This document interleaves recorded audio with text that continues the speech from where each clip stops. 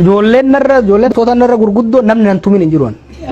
Hundi isaanii amma hoggaan argu dhiigana kan reeda. Aljazeeraan naaf feereen yorkirraa hoggaan deemu sirba Hacaaluutiin dhaggeeffachaa dhaqe. Sirboonni baay'ee murteessaadha beektaa. Sirboonni baay'ee tokko kan taaddalan sirbe gadaan keenya kan jiru. Impaaktii guddaa narra kaa'ee ture. Kun 2012 kana baay'ee na fakkaata kan taaddala. 2013 immoo tokko nyaatu kan jedhu tokko taa'ee tokko nyaatu jedhu suni kan Hacaalu isa dhaggeeffachaa. Tokko du'ee tokko taa'u wal gaggalaa baataate wal gaadhaqe hanga stuudiyoo seenutti gurra keessa kaafadhe. Kanaaf an kanuma danfe kana stuudiyoo seene beektaa. Ana danfee jiru gaafii nama danfisu na gaafatte. We have Jawar Mohammed, and Jawar is an Oromo rights advocate who was raised in Ethiopia's Oromia region. Jawar, it's great to have you in the stream. Thank you for having me. Are you Oromo first or Ethiopian first? I am an Oromo first. Nuti Oromo da jechuun isaan maraachuu eegallan daran maraachina jennee I am Oromo first jennee kaane. Kagara fuuldura odoo ixaana qabaatan irra buufneet. Irraa ina sila. Akka buna danfifneet wanni isaa maal fakkaata kaja'u yookiin immoo qallee moora laallee sila murteessina. Kagara fuuldura rabbi qofa beeka. Fedhii aartii guddaan qaba. Osoon gara siyaasaa goruu baadde haati akkan doktora ta'uu barbaadde. Ani immoo sagalee na jallati malee sila wallisaa afaan ta'uu barbaadde. Budaan na nyaatee dhiisee malee walaloon barreessa ture dur. Muuziqaa warra gurraachaa yoongaa kanatti irraan oola. Muuziqaa warra gurraachaa. Muuziqaan gurraachaa sagalee namni akka gurraachaa qabu hin jiru afaan Ingilizii keessatti hin jiru. Inuma hin jirre beek. Inuma hin jirre. Muuziqaa Ameerikaa kan muuziqaa godhe muuziqaa warra adii hirriba nama raffisa guyyaa otoo sirban. Gurraachi garuu gaafa gabrummaatiirraa kaasee sirba ajaa'ibaa sirba ture beektaa.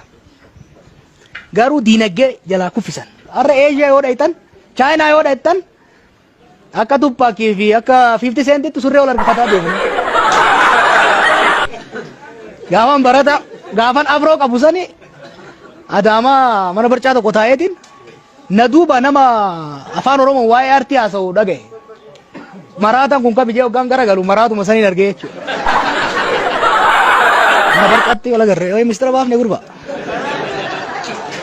An takka digisii qopheesseetis dhaqeetis hin beeku. Gaafa sarki gidiyyaa'u namni hanganaa dhufee hin beeku bee. Nama shanii ture.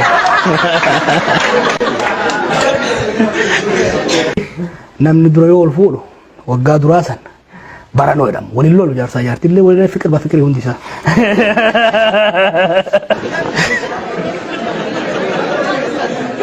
Nagaanesiti ammoo. Wanni raafamu yookiin dhadhaa baasaa. Yookiin anan balleessa.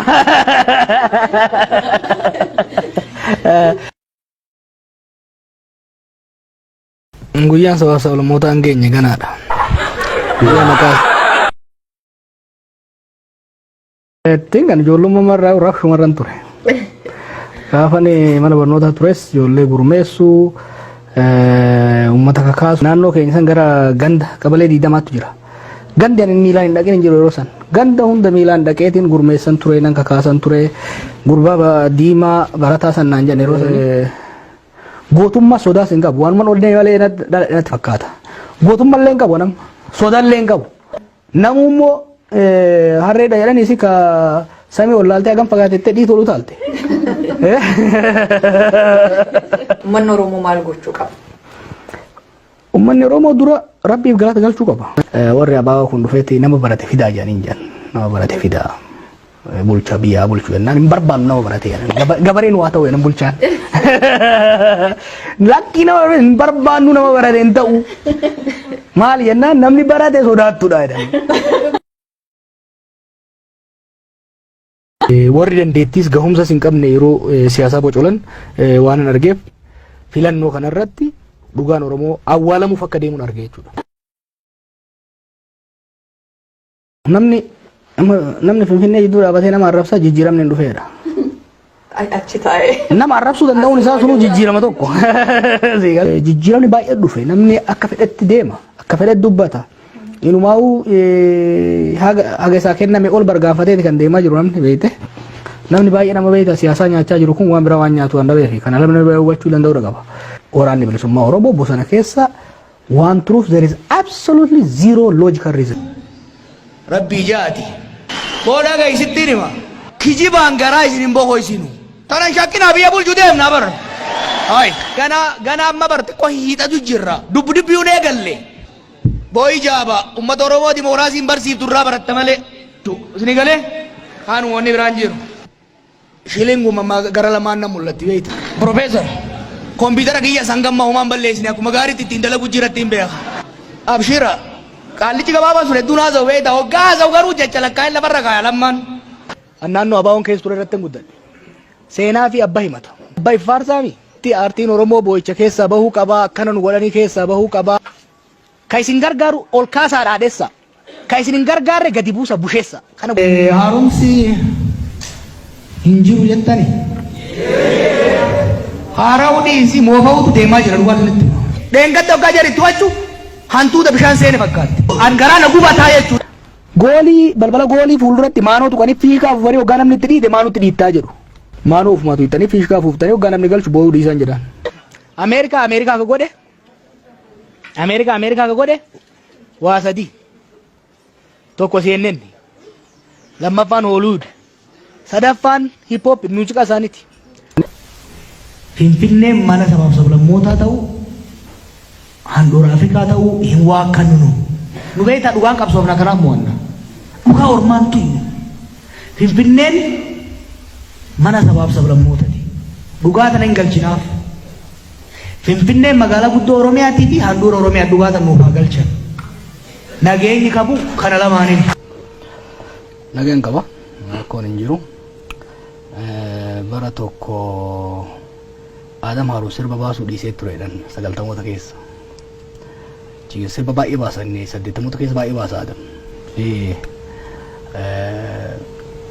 Adam maaliif sirba baasuu dhiifte jennaan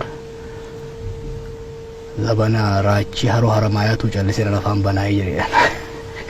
Oromoon keenya kan beeku qabdan dargaggeessa waggoota 5 dabre kana itti ijjate sirna abbaa irreef irraa fuudhe amma waan hurkaa xiyyaa naa kennaa jee abdataa jira. Waan dalagee shaqqalatee nyaatu dhabnaan saameen nyaata. Zulmiin akkanaa kun dhaabachuu qaba beekte. Garuu bilisummaan heeraaf seerri sirritti hin tolfamin bishaan maagada hin qabne. Bishaan maagada hin qabne gara hundatti yaa'et ooyiruu obaasuu dhiisee ooyiruu lolaasee biyyee dhiqee dhabama godha. Akkasiimi moo isin warra katamaati. Warri magaalaa kun beekta fakkeenya qonnaa kanan galuufi. Gaafa geeshootumaa isintu ture jechuuf. Gaafa farsoo hedduu sabboonummaa jechuun xiinsammuudha mataa namaati. Har'a Oromoon bosona keessa qawwee qabaatee deemu qaawwa nutti bana mirga akka Oromtichi inni qabu. Amaartichis Guraayitichis hin qaba Oromiyaa keessatti qabaachuullee qaba.